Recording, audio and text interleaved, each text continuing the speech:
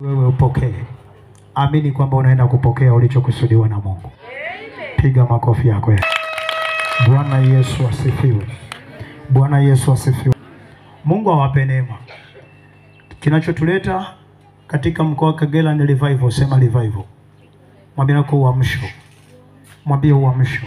Uamsho lengo lake ni kuhakikisha wana wa Mungu au walioumbwa kwa sura ya Mungu wanafurahia ufalme wa mbinguni.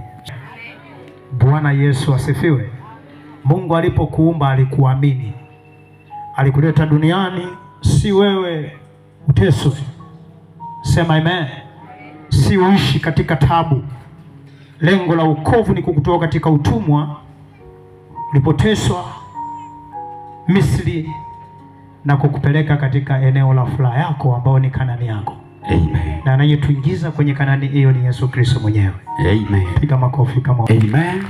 Kwa hiyo kila mwanadamu ambaye anazaliwa na mwanadamu chini ya jua, Bwana Yesu asifiwe, Amen, anahitaji neno la ukombozi au neno litakalomuimarisha na kumbadilisha kuwa kama Mungu anavyotaka awe. Amen. Sema amen. Tuliumbwa ili sisi tuishi katika maisha ya kifalme. Sema kifalme. Maana yake utawala. Sema utawala. Utawala. Mungu anatamani ukitoka hapa kilichokutawala utaanza kukitawala. Amen. Kilichokutesa akitakutesa tena. Amen. Hautatawaliwa na magonjwa tena. Hautatawaliwa na madeni tena. Amen. Hautatawaliwa na misiba tena. Amen. Hautajisikia unateseka. Mungu atakutoa kwenye mateso yaliyokuumiza kwa muda mrefu. Amen. Ninachoamini kwamba Mungu ana majibu. Sema majibu. Majibu. Na yeye ndiye anayejibu kupitia sisi aliyotutuma tu. Sema amen. Amen. Kitabu cha Mwanzo takuonesha nini maana ya revival, uamsho wa moto wa Mungu ndani ya Wakristo na wale wanaomwamini Mungu, kumtuma mwanae wa pekee Yesu Kristo. Sema amen kwamba ana uweza. Amen. Kuna maisha ya watu yameuzwa utumwani. Sema utumwani. Utumwani. Na wajui kwamba wanaishi utumwani, na wengine wameshajichokelea kwamba haya ni maisha yangu, kwa sababu anaishi kwa historia. Labda wazazi waliishi vile. Labda kitazama jamii wengine wako vile. Ndugu wengine wako vile. Lakini kuna mtu anaweza kutambua kwamba maisha ninayoishi haya sio maisha yangu. Amen. Ninahitaji msaada wa Mungu anitetee. Amen. Na kwa kuwa hatujaleta injili ya uamsho au hatujafunuliwa siri ya injili ya uamsho, shetani ameanza kuiba watu. Baada ya kumtegemea Mungu mwenye uweza, watu wameanza kutegemea visivyo na majibu, ambavyo Mungu alisema mimi ni Bwana Mungu wako, usiwe na miungu mingine ila mimi. Sema amen. Amen. Watu wametafuta suluhisho la waende kwa waganga kutafuta msaada, na akienda kule baada ya kutoka akiona majibu hana majibu. Sema amen. Amen. Wengine wameteseka sana, wameanza kurudi nyuma. Alikuwa ameokoka na amesimama kabisa, au ameshampenda Mungu. Ilipokuja changamoto akakosa majibu, alijikuta anapoa kabisa. Anasema maisha yangu nilionayo najisikia tu ni Mkristo tu jina, lakini sisikii utetezi wowote. Anaishi kwenye nyumba anateseka. Vitu vinatembea, mambo yanamtesa kwenye maisha yake, na weka hela sehemu fulani zinapotea. Amen. Amen. Mwingine anafika anaenda shuleni anapata shida. Sema amen. Amen. Mwingine anaingia kazini kichwa kinauma. Mwingine eti anakaa kila maisha yake anapoishi anaona watu wanakuja kwenye ndoto wanapiga maisha yake. Ni maumivu, anaenda hospitalini akipima unamwambia tuoni ugonjwa, lakini anaumwa. Wengine wamepewa madawa, lakini madawa hayajamsaidia au yamemtibu ila hayajamponya. Sema amen. Amen. Yesu anaponya. Amen. Sema amen. Amen. Piga makofi kama amen. Kwa hiyo lazima ujue kwamba kinachotuleta ni agenda ya ufalme wa mbinguni. Amen. Kuhakikisha bila kujali dini ya mtu tunaamsha uamsho wa nguvu ya Mungu ndani yako. Utakapokwenda nyumbani watakushangaa. Amen. Watasema huyu ndo mwenyewe. Huyu ametoa wapi mamlaka? Amen. Kumbe ni Yesu ameanza kutenda ndani yako. Amen. Haleluya. Amen. Kitabu cha Mwanzo sura ya kwanza ule mstari wa 26 mpaka 28. na uamsho unamkusudia nayo. Amen. Sema mimi. Mimi. Mwanadamu yeyote aliyeumbwa na Mungu ameumbwa ili abatizwe. Sema amen. Amen. Ubatizo upo wa aina tatu. Sema tatu. Tatu. Kuna ubatizo wa maji ambao Wakristo wengi wameuzoelea. Ndio. Na wengi wamepita kwenye maji na mwingine amejikuta kwamba sasa kama watu wanabatizwa, mbona mimi maji ninayo nyumbani? Sema amen. Amen. Naweza nikachukua maji nikajiwekea kichwani nimebatizwa. Mwingine akasema sisi tumezaliwa tu kanda ya ziwa. Tuko karibu na ziwa, tumeona walokole wa Pentekoste wanaenda kwenye maji tu alafu anatoka. Ndio. Sasa yeye akienda kuogelea anainama ndani ya maji alafu anatoka. Anasema si tayari.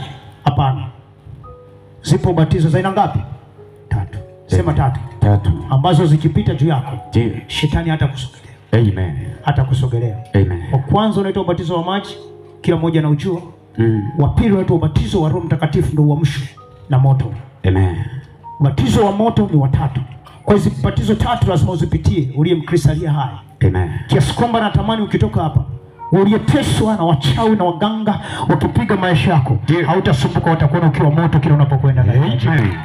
Uliyetesa familia yako, nyumba yako, unaanzisha mambo yatashangaa umebadilishwa ufalme na utawala. Amen. Unatumia mamlaka ambayo si ya kawaida ikitenda kukutetea. Amen. Tumemshuhudia Kristo kila tunapokanyaga mambo yanabadilika. Amen. Ina uhakika tukija kurudi hapa watu watajua kama ni hapa. Amen. Mambo yatabadilika. Amen. Kwa makofi kama hatuko hapa bahati mbaya. Ndio. Yesu ametutuma makusudi ili tusimike ufalme. Amen. Sema amen. Amen. Twende mbele, kuna jambo nalisikia. Mwanzo 1:26. Yes. Biblia inasema. Biblia inasemaje? Mungu akasema. Mungu akasema, na tumfanye mtu kwa mfano wetu. Tumfanye amanya. Tumfanye nani? Jitaje.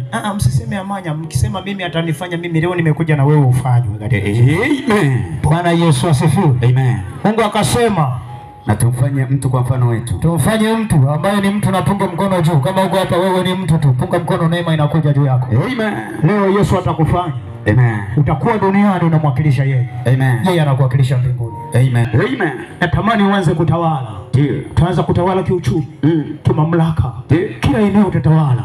Kwa sababu ndani yako una utawala. Amen. Piga makofi kama unanielewa. Amen. Kwa hiyo akasema tumfanye mtu kwa sura yetu na mfano wetu. Lengo lilikuwa ni nini? Wakatawaliwe.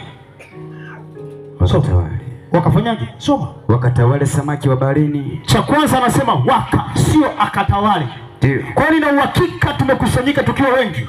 Utatoka hapa ukiwa na roho ya utawala juu yako. Amen. Mamlaka ya Mungu itakuwa juu yako. Amen. Hekima ya Yesu Kristo itakusaidia. Itakuongoza na kila utakapokuwa. Watu watasema anaongozwa na nani? Amen. Kumbe ni Roho Mtakatifu yuko juu yako. Amen. Sema amen. Amen. Twende mbele, kuna jambo nalisikia. Na ndege wa angani wakatawale samaki wa nini? Wa baharini. Wavuvi tu. Wa kwanza leo mamlaka ya kutawala ni yule anayeingia majini kuvua samaki. Sema amen. Samaki hazitakukimbia, ila zitakuwa zinakukimbilia. Sema amen. Bwana Yesu asifiwe. Amen. Alianzia wapi? Wakatawale nini? Samaki wa baharini. Amen. Kumbe ukikosa roho ya utawala, samaki zitakukimbia. Ndio. Ukikosa roho ya utawala, pesa zitakukimbia. Amen. Ukikosa roho ya utawala, uzima utakukimbia, magonjwa yatakujia. Ukimbia, madeni yanakujia na shida zinakujia. Bwana Yesu asifiwe. Amen. Hakuna mtu anaweza kuchukua wavu ukaenda nao siku moja unaurusha kwenye ziwa. Eti baada ya kuja nesa samaki na jane bijaga. Na mwenye bijaga huku ni mreba wanaita Bikeregecha. Bikeregecha ni wapi? Karagwe? Bikeregecha. Sema amen.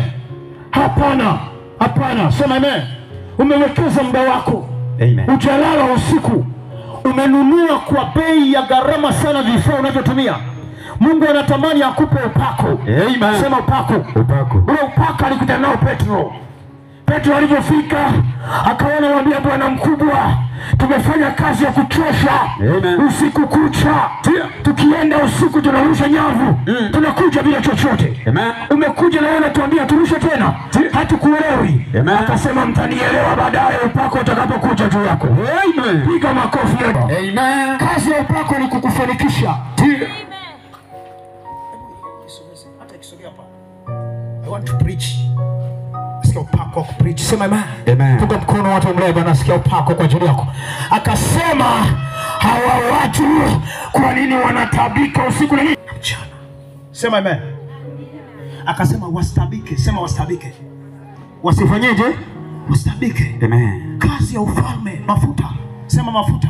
Mafuta. Mafuta kazi yake ni utawala. Sema utawala. Utawala. Rudia tena, sema utawala. Utawala. Kwa hiyo akasema watawale. Amen.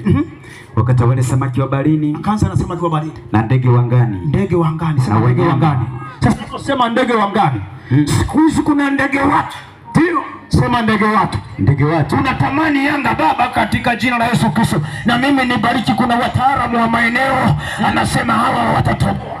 Eneo hili halitaendelea. Ndio maana Yesu ilibidi apae, apite mbingu ya kwanza, ya pili, akete mbingu ya tatu. Aseme lango ni moja, unawezaje kuingia? Hata kama umesoma una akili, kusoma kwako hakuwezi kukusaidia bila Yesu. Ilibidi yeye aingie kwanza. Sema ingie kwanza. Ingie kwanza. Alafu wale wanaopokea ndio wanapewa ule uweza. Amen. Lengo kutusaidia. Ndio. Kwa sababu anga ziko 7. Hivi nitawafundisha siku nyingine. Amen. Kiona anga zimepangwa ni ngapi? 7. Mbingu ziko 3. Yesu amekaa mbingu ya 3. Mkono wa kuume wa Mungu Baba. Alipita ya kwanza, ya pili, ya 3. Amen. Kwa unapoona watu wanarusha ndege, sema ndege. Ndege. Za vyuma, ndege wa angani na ndege watu hapo. Si unaelewa? Waambie tu kwamba tupo siku 3. Tunamuelewa Mungu kumbe. Yesu wewe kwamba waga ni mzuri kiasi hiki. Hivi nilichelewa wapi? Lakini hujachelewa. Amen. Maisha ni shule. Ndio. Usichezee shule. Aliyemaliza chekechea, anayemaliza form 4, ndio, anayemaliza mpaka chuo kikuu, hawezi kudharau alikopitia. Ndio. Umeanza kunielewa? Amen. Tumetoka kule tulikotoka, tuko hapa lengo tuimarike. Natamani ukirudi kwenye kanisa lako uwe fire. Sema fire. Kono hivi sema fire. Yaani ukirudi kwenye kanisa lako uende yale maombi yalikuwa naomba, unazuiliwa pasiwepo upendo. Wachawi waseme jamaa wamekuwa moto. Ukinyosha mkono mapepo yaondoke. Haleluya. Huduma yako ianze kunolewa. Haleluya. Chuma unawachuma. Utatoka hapa umenolewa. Wamjua Yesu. Sema amen. Amen. Ninawaombea. Sema amen. Amen. Tunatamani ukitoka hapa, utakapoenda upandwe ukiwa mbegu isiyofishwa, mbegu iliyohota, hata iliyocheleweshwa. Hata kama unajua kuna wataalamu na wajua, sema amen. Amen. Wa maeneo na waelewa. Ni hamuoni kwa macho. Unaweka kitu na wanasema biashara, unaweka vinapigwa, unabaki bila chochote. Ndio. Sema amen. Amen. Yaani watu wanabaki kusema hivi hapa, mbona watu waendeleaje? Hivi hapa mbona watu waendeleaje? Mbona nakwambia kila kitu kitainuliwa. Amen. Hata kilichozikwa kitafufuka, kwa sababu Yesu alizikwa wakazani wanamuua. Alipofufuka wakakuta yuko hai. Watokea huko. Hata aliyekuandikia utakufa. Atashangaa umeongezewa miaka. Kuishi na mtambulisha Yesu Kristo. Sema amen. Bwana Yesu asifiwe. Amen. Tawale. Nikiwatazama hivi naona kwanza mtawala, naona wanaotoka ndani yako watawala. Amen. Ninaona unaambukiza upako wa utawala mpaka wale ambao walikuwa leo utawala. Amen. Naona uwezo wa utawala kila unapokuwa. Amen. Wafanyeje? Sema wakatawale.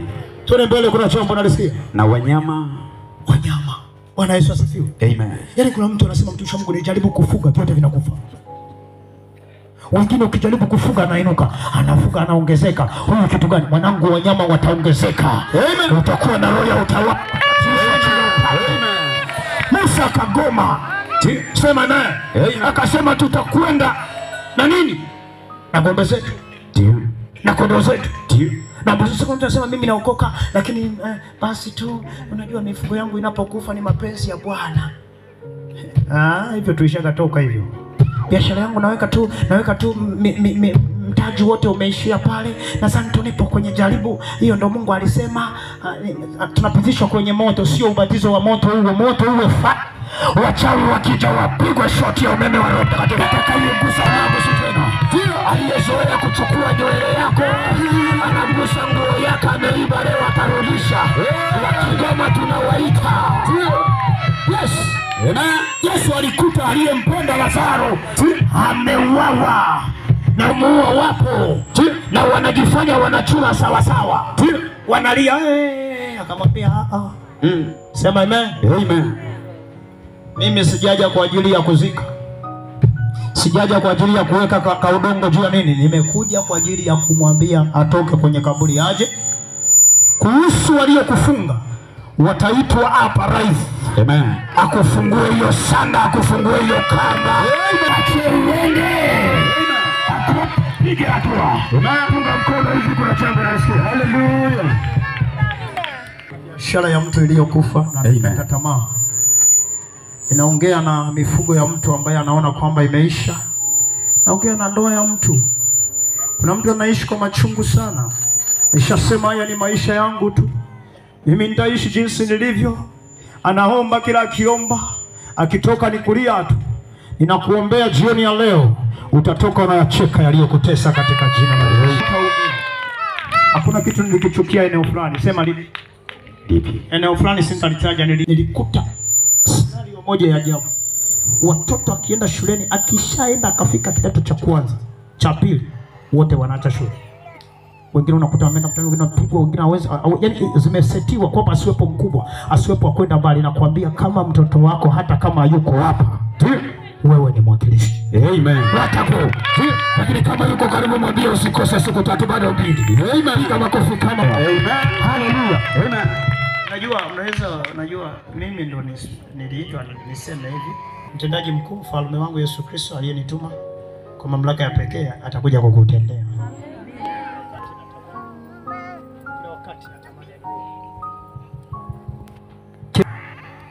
Bwana Yesu asifiwe. Amen. Natamani huyo mtawala mkuu Yesu Kristo ainuliwe kwenye moyo wako. Sema amen. Ili atusaidie. Kuna wakati tunaweza kufika tukakosa majibu, lakini yana majibu kila wakati. Sema amen. Na anapotutuma lazima alichotutuma tukitimize. Siku moja nikakutana na mama analia. Ameenda kwenye mji mkubwa, amefungua biashara. Kila kilala ananigwa. Sema amen. Nasema anayokuja ananiniga, ninakuja kwa sura ninamuona. Sasa wakamwambia nenda. Ameshazunguka kila sehemu kwa waganga na nini, najua hiyo kesi si kesi ya kawaida. Sema amen. Anaamka ananigwa, na hata hiyo kesi ukipeleka kokote haina ushahidi. Haina nini? Ushahidi. Kwa sababu kesi zinahitaji ushahidi. Basi nikamwambia mama, usipate shida, ndio maana waliweka watumishi wa Mungu. Tunapokuja tunasaidiana na wale walioaminiwa. Sema amen. Sababu siku ya mwisho tutakuwa na maombi ya kuombea nchi yetu Tanzania. Sema amen. Bwana Yesu asifiwe. Amen. Kwa hiyo kuna watu wameaminiwa kwenye nchi ya Tanzania kuongoza. Sema amen. Ambao Mungu anawatambua.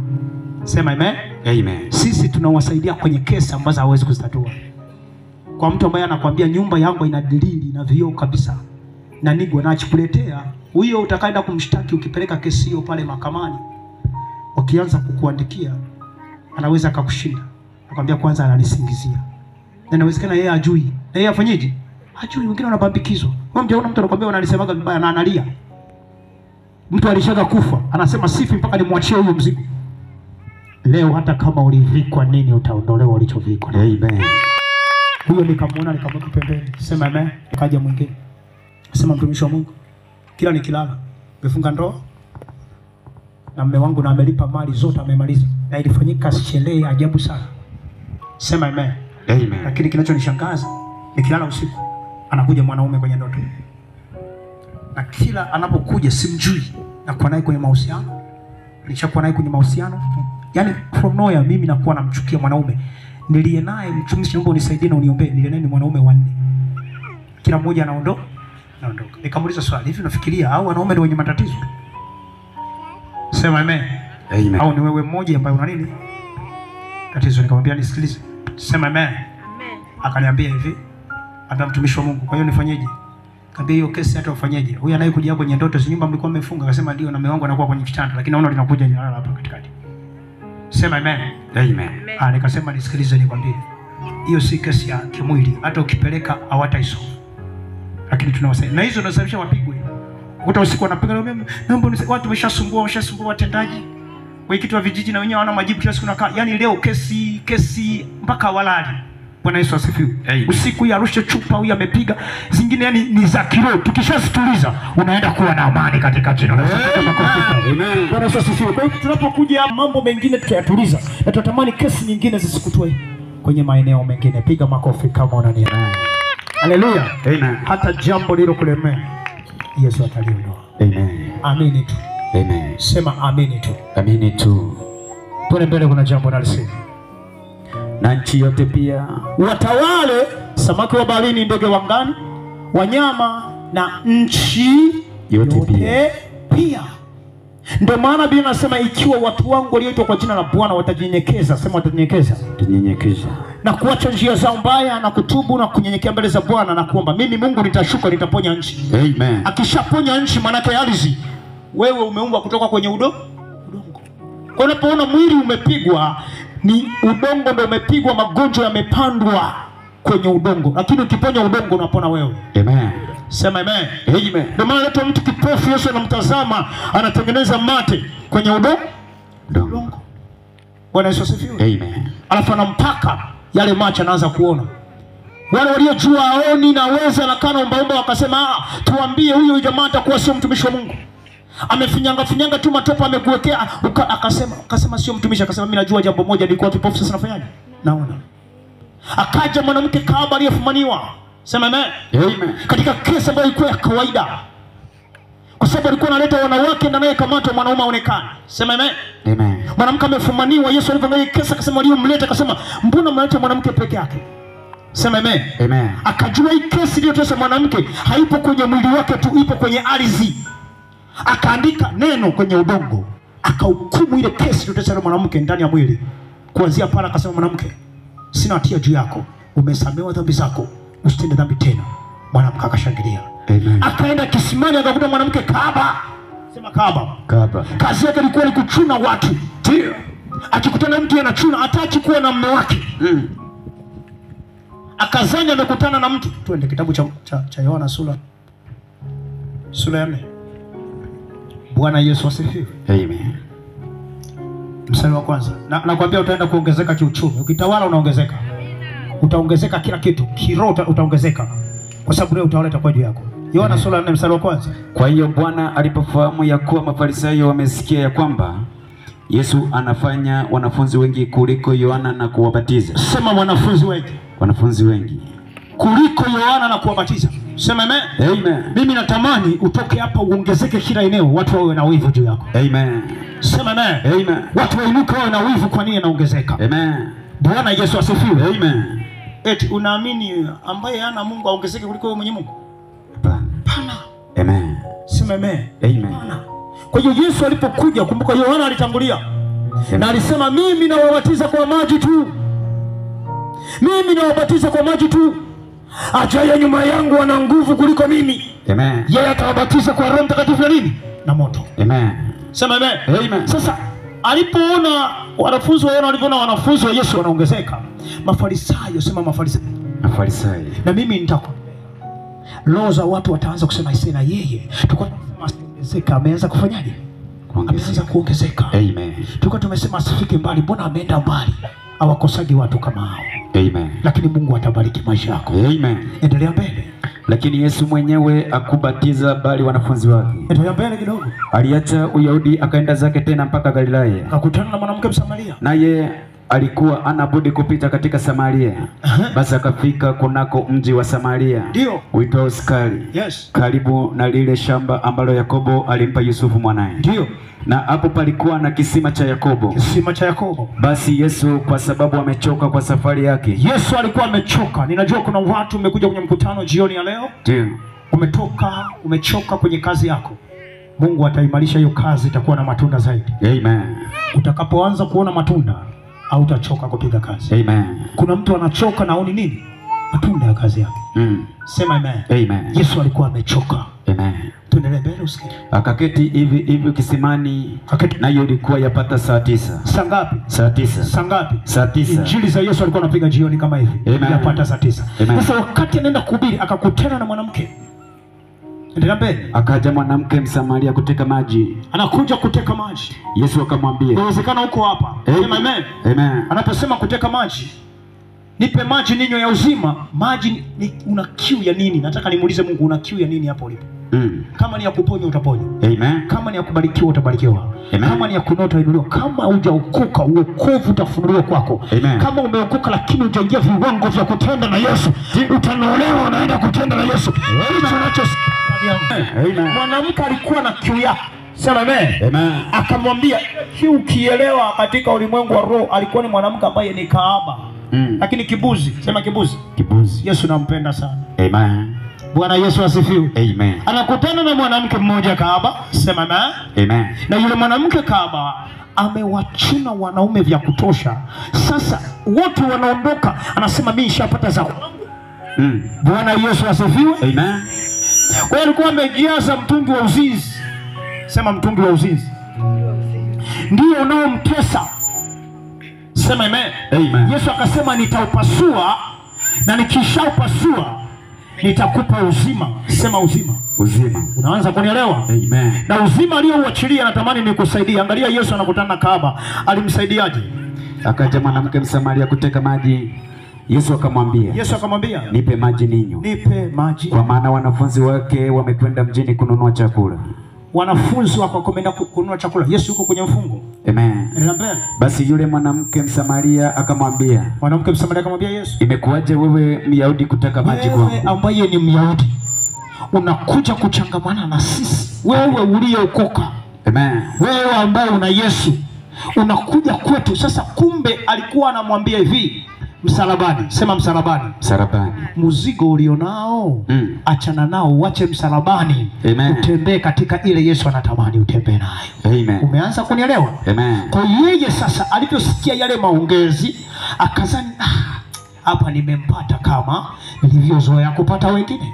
Sema amen. Amen. Yesu akamtazama akajua kiu yake. Sema amen.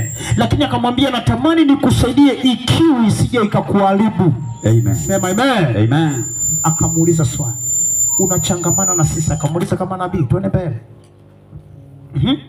Akamwambia, imekuwaje wewe Myahudi kutaka maji kwangu? Imekuwaje wewe Myahudi unataka maji kwangu? Nami ni mwanamke Msamaria. Na mimi mwanamke Msamaria. Maana Wayahudi hawachangamani na Wasamaria. Alijua kwamba toka wamefundishwa nyuma kukutana mtu ameokoka achangamane na ambao hajaokoka wanaona kama ni mwiko, lakini Yesu alikuja hao ndalika nao. Amen. Ili awasaidie watoke kule waje kwake. Amen. Sema amen. Amen. Na mimi inawezekana huko hapa. Ndio. Katika maisha yako unajiona kwamba maisha yako umechoka kabisa, uwezi. Ndio. Yesu anakuhitaji. Amen. Na atakutoa huo mzigo. Atakupa uzima. Amen. Amen. Sema amen. Amen. Tuna mbele kuna jambo nalisikia. Yesu akajibu akamwambia, kama ungalijua karama ya Mungu. Anasema kama ungalijua karama ya Mungu. Sema karama ya Mungu. Karama ya Mungu. Karama ya Mungu. Manake leo uweza wa Mungu utakuatamia. Amen. Na unapokuja juu yako kuna mambo yatakatika katika ndani yako. Sema amen. Amen. Wengine ana kiu yake, kiu alionayo amechoka. Ukiingia ndani ya nyumba vidongo vimepanga kila eneo, ameshatumia vya pressure nini, hajawahi pona, mahospitali amezunguka. Hiyo na yenyewe ni kiu. Huu mzigo ni utue wapi? Utautua na utaupasua. Amen. Yesu atakupa uzima. Amen. Sema amen. Amen. Kuna mwingine hiyo vingine ana, lakini kiu yake anasema hapana, hiyo sio maisha yangu.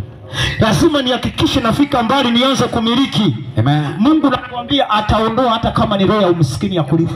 Ndio. Atakupa utajiri wake. Amen. Inategemea umekuja hapa kuchukua nini. Amen. Na utachukua kulingana na imani yako. Amen. Tuende mbele kuna jambo nalisikia. Yesu akajibu akamwambia, kama ungalijua karama ya Mungu. Yesu akamwambia kama ungalijua karama ya Mungu. Naye ni nani akuambia nipe maji ninywe? Ni nani anayekuambia nipe maji ninywe? Ungalimwomba yeye, naye angelikupa maji yaliyo hai. Anachomwambia manake ungetua mzigo wako msalabani akakupa wewe uzima. Sasa mwanamke yeye alizani anaposema vile, yani ni tofauti na yani akamfananisha wengine, akamwambia swali, mume wako yuko wapi? Mume wako yuko wapi? Endelea mbele. Yule mwanamke, Bwana, una kitu cha kutekea? Una kitu cha kutekea? Na kisima hiki ni kirefu. Na kisima ni kirefu. Basi umeyapata wapi maji yaliyo hai? Umeyapata wapi maji yaliyo hai? Je, wewe mkubwa kuliko baba yetu Yakobo aliyetupa kisima hiki, naye mwenyewe akanywa maji yake na wanawe pia na wanyama wake? Yes. Yesu akajibu akamwambia, kila anywaye maji haya, kila anywaye maji ya Kristo, manake uzima. Yeye utakayekubali Yesu Kristo apitishe damu yake juu yako, kama ulilaniwa kiasi gani, hiyo laana itakatika. Amen. Na utakuwa kama Mungu alivyokusudia. Amen. Tule mbele, kuna jambo nalisikia. Akamwambia kila anywaye maji haya ataona kiu tena. Walakini yoyote atakaye yale nitakayompa mimi, ndio hataona kiu milele. Na maji ya uzima, bali yale maji nitakayompa yatakuwa ndani yake chemichemi ya uzima. Chemichemi ya uzima. Ndani yako apata toka maugonjwa tena. Amen. Ndani yako apata toka uzima. Ndani yako apata kuwa na harufu au seli yote umaskini au kupigwa au roho za chuma nini? Ulete. Amen. Zinakuanguliwa, zinaondolewa, unaandikiwa aliyobarikiwa. Sio kama utanielewa. Amen. Hautarudi nyuma, nakwambia tunafungulia full forward. Yaani utamjua Mungu, utakuwa unaenda mbele, hakuna kurudi nyuma. Alafu Bwana Yesu asifiwe. Amen. Hivi tunaenda juu pamoja na nini? Na mbele. Hakuna kurudi nyuma, hakuna negative. Tunaenda positive forward. Sema amen. Amen. Unanielewa vizuri? Amen. Unasikia? Twende mbele. Bali yale maji nitakayompa yatakuwa ndani yake chemichemi ya maji yabubujikayo uzima wa milele. Yes. Yule mwanamke akamwambia, Bwana, unipe maji hayo nisione kiu, wala nisije hapa kuteka. Lengo nisiteseke. Lengo nisitundikishwe. Amen. Bwana Yesu asifiwe. Amen. Kuna watu maisha yao ni kuumizwa tu. Sema amen. Amen. Na mwingine ameshaona labda ndio style ya maisha yake. Kumbe hapana. Amen. Mungu ana mpango na wewe. Amen. Uwe na biashara nzuri, uwe na ndoa nzuri, uwe na kazi nzuri, uwe na huduma nzuri, uwe na kila kitu ambacho kiko kwenye mpango wa nani? Wa Mungu. Punga mkono kama unataka. Muda mfupi tu Yesu atakugusa. Amen. Twende mbele. Yesu akamwambia, nenda ukamwite mmeo uje naye hapa. Nitie mmeo wako. Akasema sasa hapa ni ndo umempata Yesu. Kama ameanza vya mme. Umenielewa lakini? Amen. Nikimwambia kuna niliyemwacha ndani, yani unajua alichomoka ndani, alikuwa anatengeneza maharage yakaungua. Sasa wakati yameungua, sema yameungua. Anasema nikukute nikimbie mtoni njote nini? Maji. Ni sasa na mtu anaweza kuwa anapita anasema hivi na mimi niende pale, wanasema kisima kimetibuliwa. Yesu anapatikana. Ngoja niende. Bwana Yesu asifiwe. Amen. Sasa alipofika pale na kukutana na Yesu, akasema sasa wewe mambo ya mume yuko wapi? Akasema hapa ndo penyewe. Akasema sina. Yule mwanamke akajibu akasema sina mume. Yesu akasema unasemaje? Akasema nakwambia sina mume. Yesu nampendaga sana. Akatishi tamaa. Ndio kazi ya jicho. Naweza ukaona mambo mengi kama nabii, sema amen. Amen. Lakini si yote unaweza kufanyaje? Kuyasema. Naitwa busara. Sema amen. Amen. Inabidi uwe na busara usaidie watu. Amen. Yesu akasema unasema una. Yesu akamwambia umesema vema, sina mume. Vizuri una mume kwa sababu na yule kibuzi umemwacha ndani ya nyumba. Sio mume wako. Amen. Mwanamke akaanza kusema sasa tuko hapa mtoni, alafu anaanza kunibia vya nyumbani. Tuko una Biblia? Una Biblia lakini? Amen. Natafuta mtu ambaye unaweza ukawa na umri kunizidi lakini nikakwambia mambo ambayo yamekuzidi kidogo. Sema amen. Amen. Kuna mtu anatafuta kujua mambo yake, sema amen. Amen. Asema sasa mtumishi huyu ndo tumempata. Si yeye ni wakule wanasema ametoka kula hatujui. Sasa tulie naye anakujua ndo aliyekuumba. Amen. Anajua mpaka naye kutesa. Anajua na unayoyapitia. Amen. Ali kukusaidia. Amen. Mungu atakapoanza kuzungumza njia ya unabii kesho na kesho kutwa. Leo ni deliverance, maombi na utume. Sema amen. Ili ukitoka nyumbani uje unashuhudia kesho. Amen. Sema amen. Amen. Lakini kuanzia kesho huduma ya kinabii. Siku ya mwisho utapakwa mafuta. Tunarudi Bukoba. Piga makofi kama unanielewa. Watu watakushangaa. Amen. Sema amen. Amen. Twende mbele. Kwa maana umekuwa na wanaume watano. Akasema umesema vizuri. Akampa good. Yesu akamwambia, kwa maana umekuwa na wanaume wangapi? Watano. Lakini wote hawapo, na huyo wa sita uliyemwacha ndani ya nyumba sio wako, ni mume wa mtu. Amen. Sasa mwana naye uliye naye sasa sio mume wako. Mwanamke akainama akasema hapo umesema kweli. Umesema kweli. Akasemaje? Akamwambia Yesu. Yule mwanamke akamwambia, Bwana, hakika wewe ni nani? Naona ya kuwa u nabii. Piga makofi. Amen. Sasa mtu akikwambia sasa hivi hivi, hakuna nabii usikubali haraka. Amen. Isome Biblia yako itakusaidia. Amen. Sema amen. Amen. Mwanamke akasema huyu aliyejua mambo yangu. Hata huyu nimemwacha ndani na nilifunga tu, nikasema watu wasijue kwamba kuna ambaye namwacha, nimeenda mpaka amemuona. Anajua kinachoenda, huyo ndio mwenyewe ni nabii jicho. Utakapoanza nyumbani kwako, mambo ya watoto wako yako mbali. Kinachohitajika ni moyo wa kuchangamka juu ya ofisi ya kinabii. Sema amen. Amen. Ili Yesu azungumza na wewe na kupeleke mbali sana. Amen. Sema amen. Amen. Tuende mbele, kuna jambo nalisikia.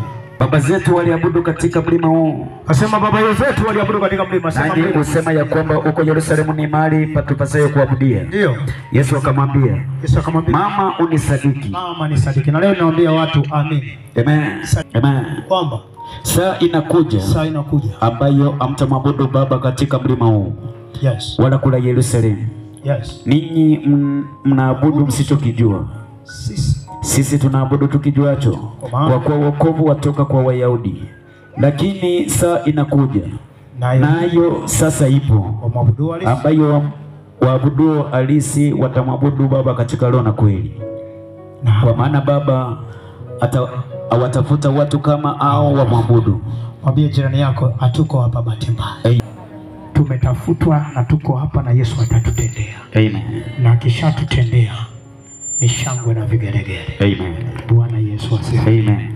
Haleluya. Amen. Kwa hiyo lengo letu ni uamsho. Uamsho. Leo nimekuja na neno la kimamlaka pako wa kitume. Sema amen. Amen. Tumekanyaga hapa, ukitoka hapa nyayo zako sio za kawaida. Amen. Kila utakapokanyaga utakuwa unamiliki. Amen. Kila utakapokanyaga utakuwa unaongezeka. Ndio. Kama ulitawaliwa eneo unakaa, unaondoka hapo ukiwa mtawala. Amen. Takupa muda kidogo kuja kwenye maombi. Ila kuna jambo linanipaga shida. Bwana Yesu asifiwe. Amen. Yesu mpaka amekufuata kwa siku ngapi? 3. Hebu zitumie vizuri. Amen. Kwa nasema zitumie vizuri. Na shida nikuelezea kwa lugha gani? Kuna wengine tukianza kuomba, tutakapoanza kuingia kwenye maombi ya watu kuhamishwa sehemu ambapo waliuzwa utumwani, waingie kwenye kusudi la nani? La Mungu. Wakati wengine wakiingia kamba zikikatika wakifunguliwa, eti mtu anashindwa kuomba. Mtu mwingine anakuta yani kitu ambacho angekipata angalau hata kwa dakika moja, kwa sababu kwa Mungu sali moja ni sawa na miaka 1000 jangwani. Ninaomba utumie muda vizuri.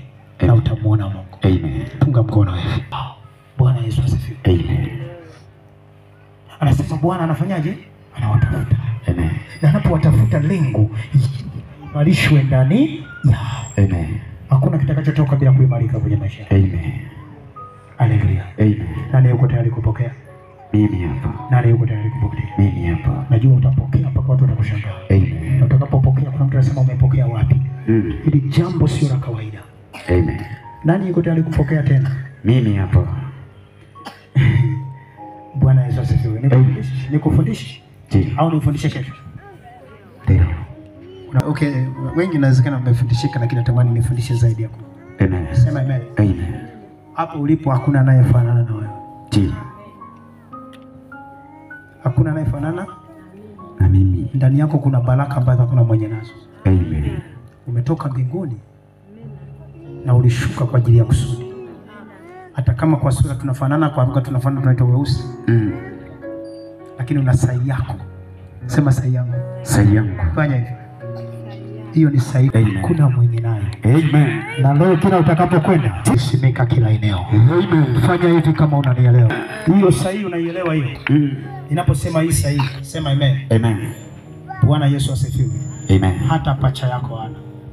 Hata ndugu yako hana. Hata mzazi wako hana. Amen. Hata kama hujawahi kwenda shule, hujasoma kabisa. Ndio. Lakini ndani yako kuna utawala. Ujui kupiga sahihi. Ukipiga hii, hakuna wezaye kukuibia. Amen. Unanielewa? Amen. Kwa hiyo hakikisha. Bwana Yesu asifiwe. Amen. Chochote kilichopotea kwenye maisha yako kitarejea. Amen. Punga mkono kama unanielewa. Punga mkono tena kama unanielewa. Amen. Hiyo ndio sahihi yako, uipige kila utakapokwenda. Ndio. Sema amen. Amen. Naomba kina Rose Mwando iko naangalia kwenye CD zao. Sema amen. Amen. CD zao kina Rose Mwando. CD zao zote walikuwa hawajui kuandika, mwanzoni unakuta ameweka kwamba wanaweza wakaizalisha na wengine wakafoji sahihi yangu. Anaweka na hii, sema hii. Piga makofi kama unani. Kwa hiyo niko hapa kwa ajili ya kuwasaidia. Sema amen. Amen. Kila utakapokwenda utatambulisha kile Mungu alikuitia. Amen. Na tuna huduma sasa. Ndio. Huduma hii ni ya kitume. Amen. Huduma ya kesho na inazofuatia kinabii. Amen. Imani yetu imejengwa juu ya misingi ya mitume na nini? Na manabii. Amen. Huduma waga ni 5. Utume, unabii, uchungaji, uinjilisti na ualimu. Amen. Sema amen. Amen. Ni mawe 5 ya Daudi aliyoweka kwenye mfuko wa nini? Wa kichungaji. Leo tumekuja kwa huduma hii. Amen. Sema hii ya kitume. Amen. Kwa hiyo tunapokanyaga hapa, mamlaka ya mbinguni iko hapa kuhakikisha. Sema amen. Amen. Unaingia kwenye mamlaka ukiwa uko sawa. Sema amen. Punga mkono basi kama unani. Tusimame. Inua mikono yako juu.